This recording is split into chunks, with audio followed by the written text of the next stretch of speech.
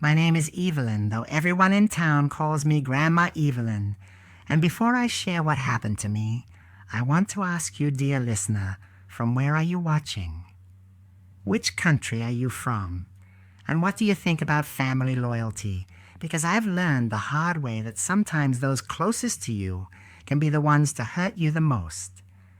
You see, I've lived in my house for nearly 50 years. Every brick of it carries my late husband's sweat. Every corner holds memories of my children growing up, and every flower in the garden carries a story of laughter, tears, or celebration.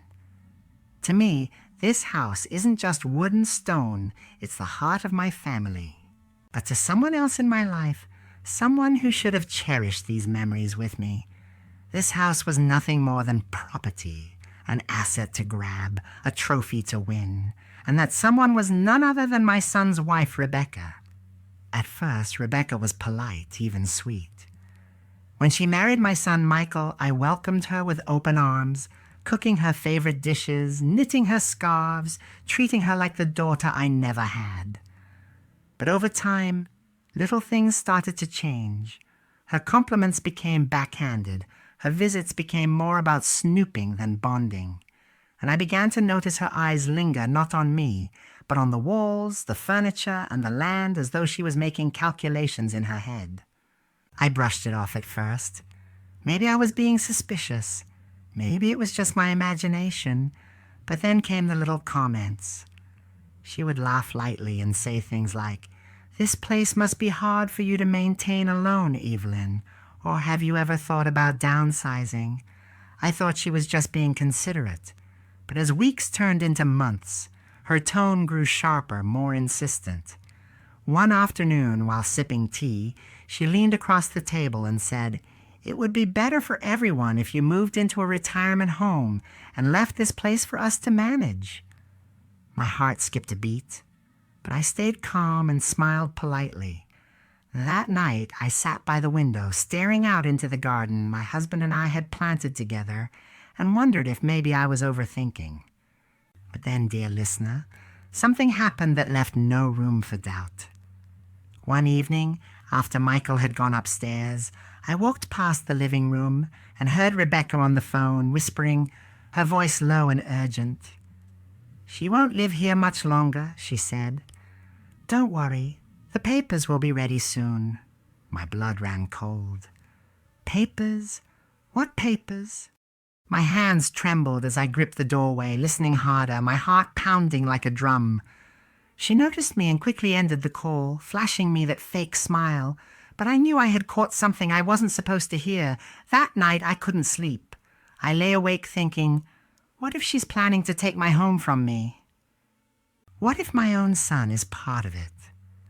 Friends, what would you have done if you overheard such a thing in your own home? Would you confront her immediately, or would you wait, watch, and gather more proof? Comment below, because I truly want to hear how you'd handle it.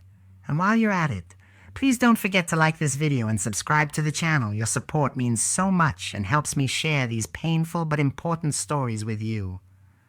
But back to that night, my fear turned into determination. If Rebecca was plotting something, I needed to know exactly what it was. So I started paying closer attention, checking the mail before she could, watching where she looked when she thought I wasn't watching, and even keeping a small notebook of her strange behavior. Soon, dear friends, that notebook began to fill with things that made my stomach twist with dread. Missing letters, hushed conversations, visits from people I didn't recognize. My instincts screamed at me that Rebecca wasn't just dreaming of my house. She was making plans to take it, step by careful step. And yet, the worst part wasn't just the possibility of losing my home.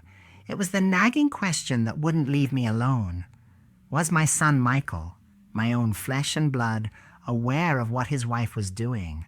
Or worse, was he helping her?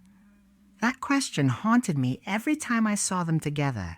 Every time Rebecca smiled sweetly at him while casting quick glances at me, as if testing how much longer I'd stand in her way. The days after overhearing that chilling phone call felt like walking on a tightrope over a stormy sea, each step unsteady, each glance from Rebecca carrying hidden meanings that made my skin prickle. And though I tried to smile and continue with my daily routine, watering the flowers, knitting in the evenings, writing letters to old friends, my mind was a battlefield filled with doubts and suspicions that never quieted, not even in sleep. I kept turning the words over in my head. She won't live here much longer. The papers will be ready soon. What papers? Transfer deeds? Legal documents? Some trick to push me into signing away what had taken a lifetime to build. My late husband and I had poured our souls into this home, and the idea that someone could snatch it away with lies made my stomach churn with both anger and fear. I debated telling Michael, my son, but every time the thought rose, doubt silenced it. What if he didn't believe me? What if he accused me of jealousy? Or worse, what if he was already complicit in the plan? That last question burned like fire under my skin. To test my suspicions, I started keeping track of everything, every strange occurrence, every hushed phone call, every time Rebecca handled the mail before I could.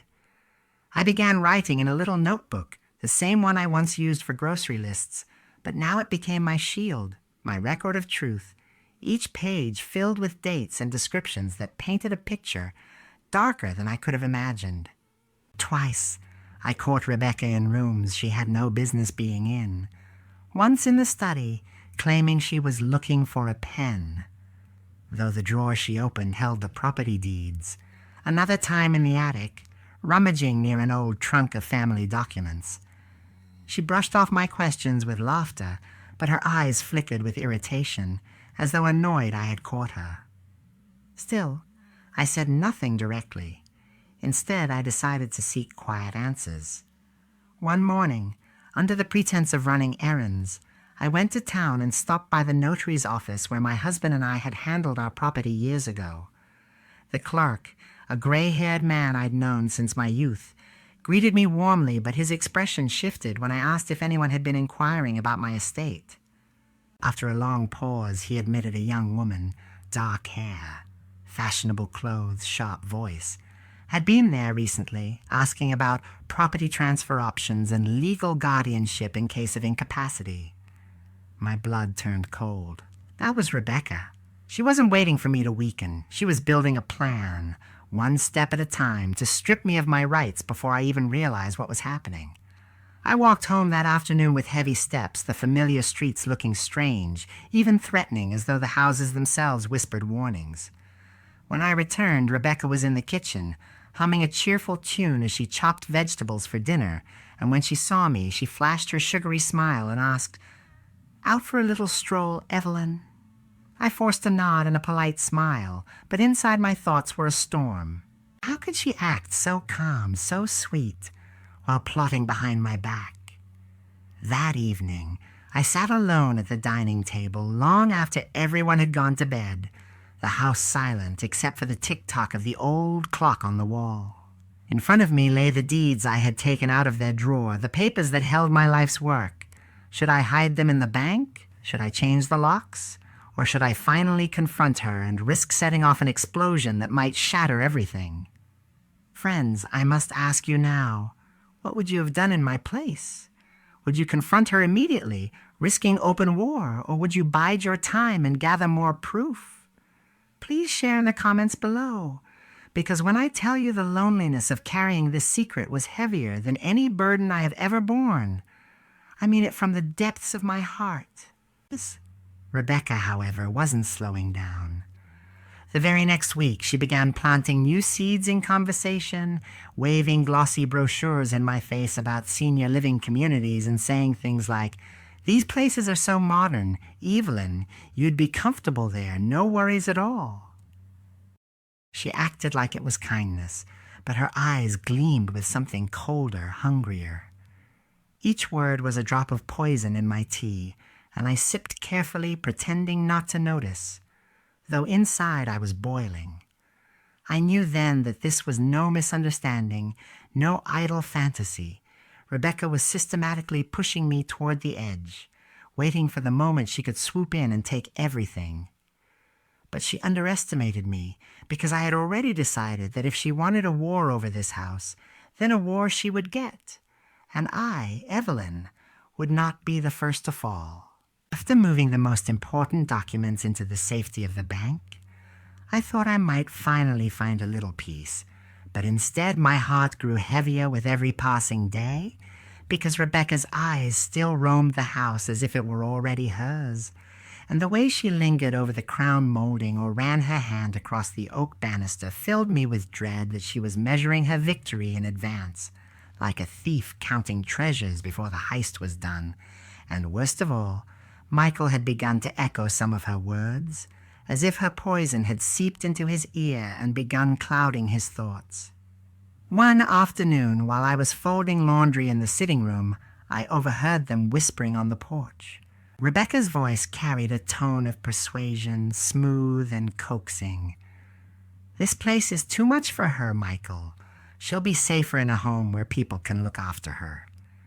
And my son, my only boy, the child I had rocked in my arms through fevers and nightmares, responded with hesitation but not rejection, saying softly, maybe you're right." Friends, my heart broke at those words, and I want to ask you, if you overheard your own child speaking like that, torn between loyalty to you and the whisperings of someone else, what would you do? Would you storm outside and demand answers, or would you hide your tears as I did, pressing a hand against my chest and forcing my breath steady so they wouldn't hear me? I stayed silent that day, but silence is a heavy cloak, and it weighed on me until I thought I might suffocate. Later, at dinner, Rebecca steered the conversation deliberately, telling a story about an elderly neighbor who had fallen, adding details about broken hips and hospital bills, all while her eyes flicked to me, measuring my reaction. "It's just so dangerous for people her age to live alone in big old houses," she said sweetly, patting my hand as though she cared, while Michael nodded with worry in his eyes. I smiled back, but inside me, fury raged, for I could see the strings she was pulling, and my son was slowly becoming her puppet. That night, when the house grew quiet, I wrote down everything in my notebook. The conversation on the porch, the dinner table comments, the way Michael's eyes darted toward Rebecca for reassurance.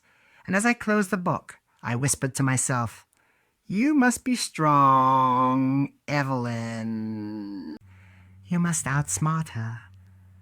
But Rebecca was growing bolder, and I could feel her testing the boundaries like a predator circling prey. The very next week, I devised a test of my own. I placed an envelope labeled "Property Documents" on my desk, filled not with deeds but with old recipe cards and blank sheets of paper, and then announced loudly that I was heading to the market. Instead, I circled back quietly and stood just beyond the doorway. Within minutes, Rebecca crept into the study, glanced around, and slipped the envelope into her purse. My breath caught, my anger flared, but I kept my silence, letting her believe she had succeeded. When I returned, she was all smiles, offering me tea and chatting about nothing, but I saw the bulge of the envelope in her bag and my heart hardened. That night, I added the incident to my notebook, my proof growing stronger each day. Friends, can you imagine watching someone under your roof, someone who calls you mother, betray you so openly? I ask you, what would you have done in that moment? Confront her? Tear the envelope from her purse? Or would you, like me, let her dig her own grave deeper? My silence was not weakness, it was strategy. I needed Michael to see the truth with his own eyes, otherwise Rebecca's charm would blind him. And so I endured, playing the part of a sweet old woman while sharpening my mind like a blade. Yet every day it grew harder, because every smile she flashed at Michael was another dagger in my heart. And every time he smiled back, my fear deepened that I was losing him, not just my house. Still, I vowed that before this was over, Rebecca would know exactly who she had underestimated. The following weeks were some of the most difficult of my life, dear friends, because every day under my own roof felt like walking across a frozen river where the ice might crack at any moment. And Rebecca, with her honeyed words and practiced smiles, was the weight pressing against me, testing the surface, waiting for me to fall through. and though Michael's eyes still softened whenever he looked at me, I could feel the distance growing, the invisible rope that once tied mother and son together now fraying strand by strand under his wife's influence. Rebecca began planting seeds more boldly now. She left brochures for retirement communities on the kitchen counter, circled advertisements for estate planning services in the newspaper, and even accidentally forwarded me emails about elder care homes that would take good care of me. And though she cloaked these actions in a veil of concern, I could hear the greed beneath her words as clearly as the ticking of the grandfather clock in the hallway.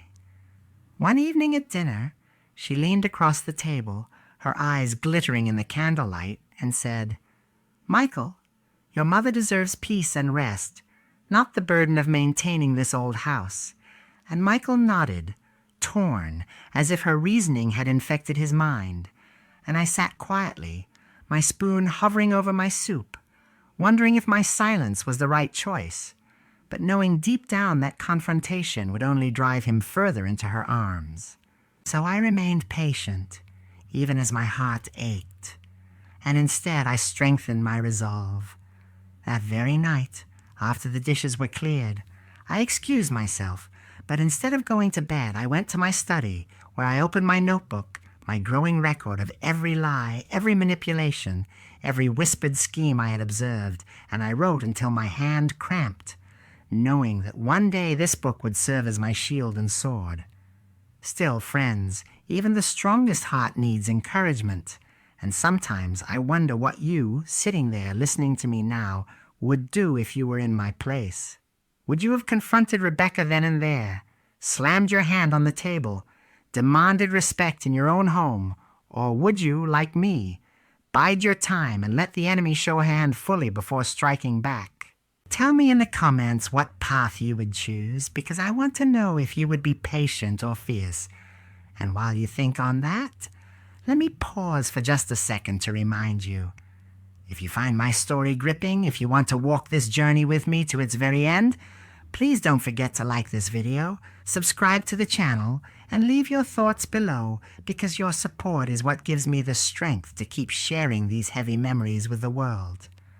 Now, let me continue, because the storm inside my home only grew fiercer. A few days later, I caught Rebecca on the phone late at night in the kitchen, her voice hushed but urgent. And though I could not catch every word, I heard phrases like power of attorney and once the papers are signed and friends. Those words sent a chill down my spine, colder than any winter wind, because they revealed not just greed but intent, a plan to strip me not only of my house but of my very autonomy. She wanted control over my life, over every decision, over my freedom, and the thought made my hands tremble as I clutched the doorframe in the shadows. I returned to bed that night but could not sleep. I stared at the ceiling and prayed for strength, prayed for wisdom, and prayed that Michael would see the truth before it was too late. The next morning I made my decision. I would no longer just record Rebecca's schemes. I would actively set a trap, one that would reveal her to Michael in such a way that even his blinded love could not protect her.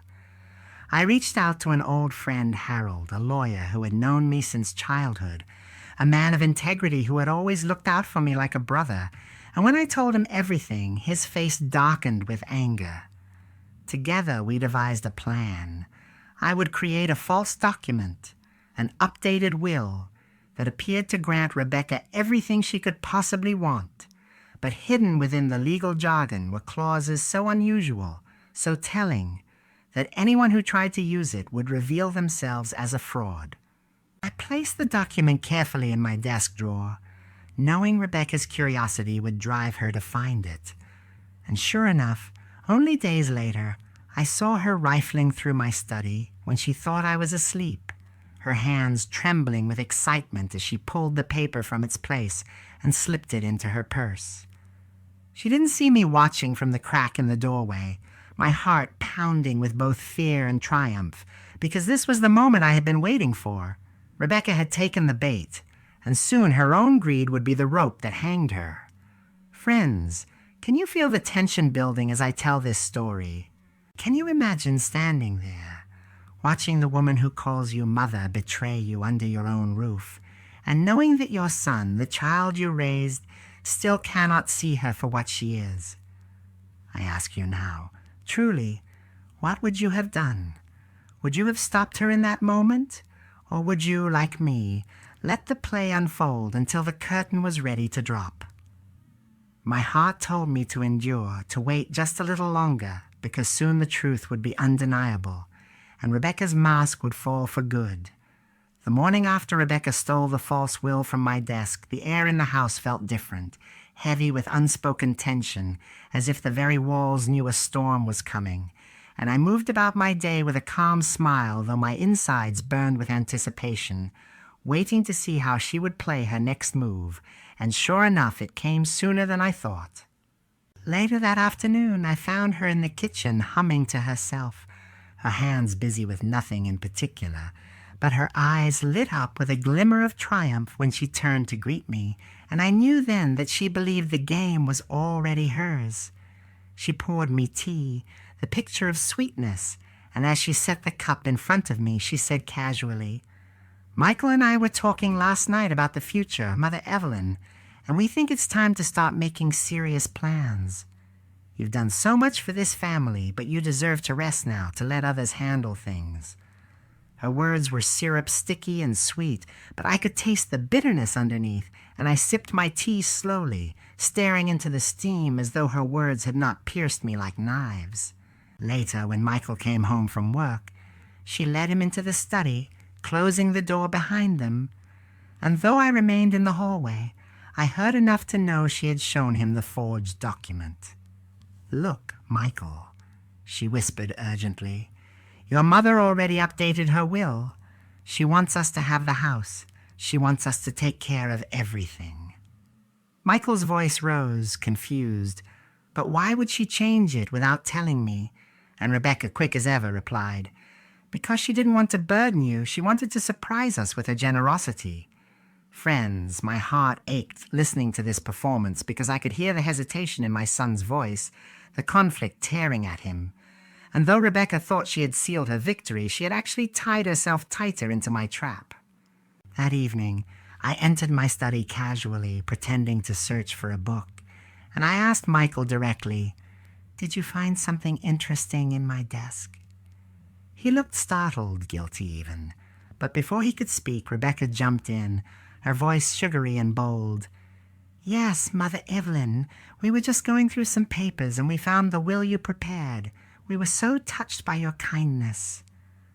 I smiled faintly and nodded, saying only, "I'm glad you feel touched," and then I walked away, leaving her puzzled by my lack of reaction, though inside I was trembling with both anger and determination. For nights afterward, I lay awake, thinking of the years I had spent raising Michael. The sacrifices, the sleepless nights, the love poured into every corner of this house. And I wondered, tell me honestly, dear listeners, if you were in my shoes, would you feel betrayed by your own child for even entertaining such lies? Or would you forgive him because love for your child runs deeper than any wound? Share your thoughts, because sometimes the hardest part is not the scheming daughter-in-law, but the blind son who stands beside her. Yet I knew I could not dwell in sorrow forever. I had to keep pressing forward. Rebecca began dropping hints more boldly now, suggesting repairs that might not be worth the cost on such an old place, or talking about how a young family could breathe new life into these walls, and Michael, though uneasy, nodded along too often for my comfort. I realized then that the climax was near, that Rebecca would soon make her move to solidify control, and I had to be ready. I visited Harold again, handing him the notebook filled with months of observations, and together we prepared the final piece of my defense, a real, legally binding document that would expose Rebecca if she attempted to misuse the forged will. I signed it with trembling hands, my heart pounding, because though I trusted Harold, the thought of needing such protection against my own family broke me in ways words cannot describe. And yet, when I returned home and saw Rebecca laughing in the living room, her hand resting possessively on Michael's arm, my sadness turned to iron resolve. She thought me weak. She thought me frail. But she had no idea that beneath the wrinkles and gray hair beat the heart of a woman who had weathered storms and buried secrets that could shatter her schemes in an instant. And so, friends, I waited, patient as a hunter, knowing the day would come when Rebecca would step into the light with her lies, and when she did, the trap would spring shut. The storm that I knew was coming finally began to show itself one rainy evening when Rebecca returned home with an envelope clutched in her manicured hand and a triumphant smile playing at her lips. For I knew instantly she had taken the false will to a lawyer of her own, hoping to use it as leverage against me, and though she tried to act casual, humming while she hung her coat and kissed Michael on the cheek, I could see the gleam in her eyes, that sharp hunger she could never disguise, and I felt both fear and satisfaction twist inside me like two snakes fighting in my chest. That night, after Michael went upstairs, she lingered in the kitchen with me, her voice dripping with false kindness as she said, "Mother Evelyn, I know you've been worried about the future, but don't you think it would be best if we handled things for you now, before anything unexpected happens?" Friends, I tell you truly, the audacity in her tone nearly made me laugh, but I held my composure, stirring sugar into my tea as if her words had no effect, though inside my mind raced, knowing that my plan was working exactly as intended. I asked her calmly, "And what sort of things are you referring to, Rebecca?" And she smiled, flashing those perfect white teeth, replying, "Oh, just matters of ownership and decision-making. Michael and I only want what's best for you." I nodded, saying nothing, and she seemed almost disappointed that I didn't rise to the bait. Later that night, I overheard her whispering urgently to Michael, urging him to press me to sign papers, and though his voice sounded uncertain and hesitant, the very fact that he did not shut her down entirely pierced me like a dagger. Friends, what would you do if your own child wavered like that, caught between your love and the manipulations of a spouse who sought to replace you in your own home? Would you rage at him? Would you beg? Or would you, like me, swallow your hurt and steel your resolve, knowing the truth must be revealed in its own time? I chose patience, for my trap was nearly ready to spring.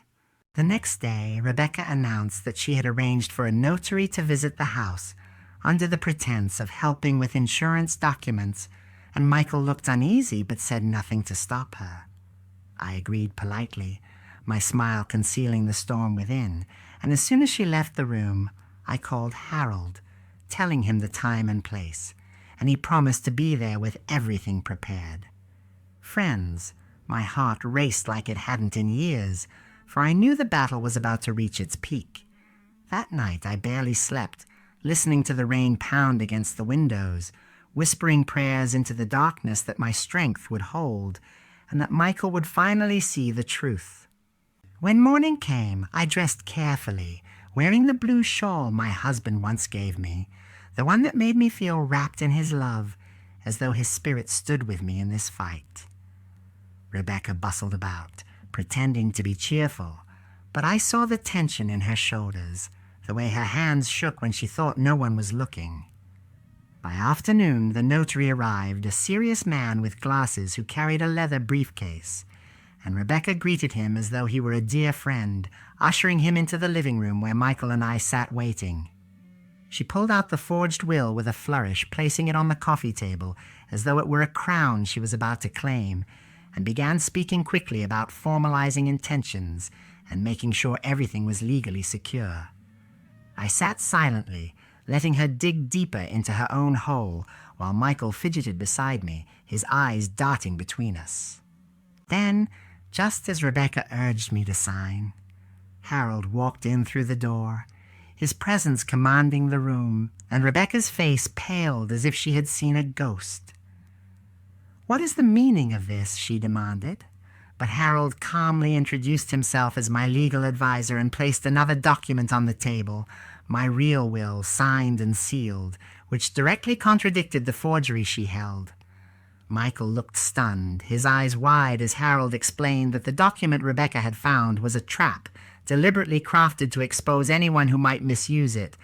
And as Harold's words filled the air, I watched Rebecca's mask crack for the first time, panic flashing in her eyes as she realized the web she had spun was unraveling around her. Still, she tried to regain control, sputtering excuses, but the notary looked displeased.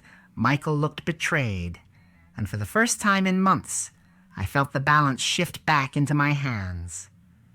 The silence that settled in the room after the notary's declaration was so thick that I could hear my own pulse echoing in my ears, and for a long moment none of us moved, as though even the air had frozen in place, my son Michael staring at the papers with an expression that mixed disbelief, shame, and dawning realization, while Rebecca's eyes darted from face to face like a trapped animal searching for an escape, until finally she broke the stillness with a voice that was half scream, half sob.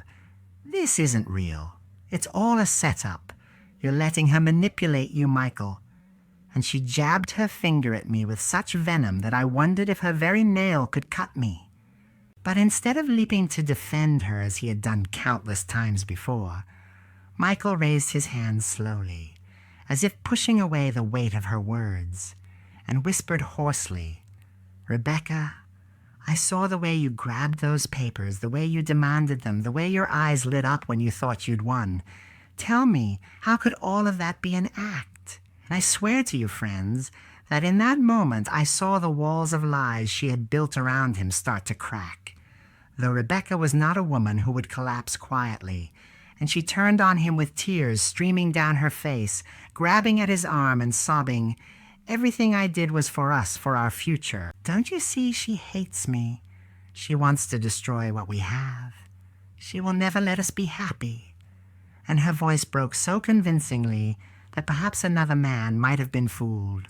But Michael looked down at her hand, clutching him, and slowly pulled himself free, his eyes glassy but his voice firm as he said, 'No, Rebecca, what you did was for yourself. Tell me honestly, if you were standing there watching your child's world shatter because of a truth you had exposed, would you feel triumph that your warnings had finally been heard, or would you feel sorrow for the pain etched across their face? Because I will admit to you, my heart was a battlefield in that moment. Pride warring with pity, relief wrestling with regret, and though Rebecca shrieked and called me every name she could muster, her words bounced off the walls like meaningless echoes, for the evidence was before us, undeniable and unshakable, and Harold's quiet dignity only sealed it further when he said, "The truth has a way of surfacing, Evelyn, no matter how deep one tries to bury it." Rebecca spun toward him then, her face contorted in rage. "Stay out of this, old man," she spat. But even in her fury, she must have known her fight was collapsing, because her shoulders sagged as if the weight of her own deceit had finally pressed her down, though in her eyes I saw the flicker of something darker, anger not quenched but stoked, like embers waiting to burst into flame again. She straightened abruptly, wiped her tears with the back of her hand, and hissed through clenched teeth, "You'll regret this, Evelyn, both of you will. This isn't over," before storming out of the room, the slam of the door reverberating through the house like thunder, leaving behind only silence and the shallow sound of Michael's breathing. And I turned to my son then, reaching for his hand, but he pulled away, his voice breaking as he whispered, "I don't know who to believe anymore. I don't know what's real." And my heart ached so deeply I thought it might crack, for even when the truth stands bare before our eyes, the scars left by lies do not vanish so easily. And I ask you, friends listening to me now, if you were in my place, would you push harder and demand he accept the truth immediately, or would you wait, patient and steady, for him to come to terms with the betrayal himself? That night I lay in my bed, staring at the ceiling, hearing again and again Rebecca's final words, "This isn't over," and I knew with a chilling certainty that they were not a hollow threat but a promise, one that carried the weight of vengeance and desperation. And though I should have felt victorious, all I felt was unease, as though the shadows in my very home were whispering that the storm had only begun, and I clutched the sheets tighter, whispering into the darkness, "Be strong, Evelyn, for the fight is not finished, and the price of truth may yet grow heavier."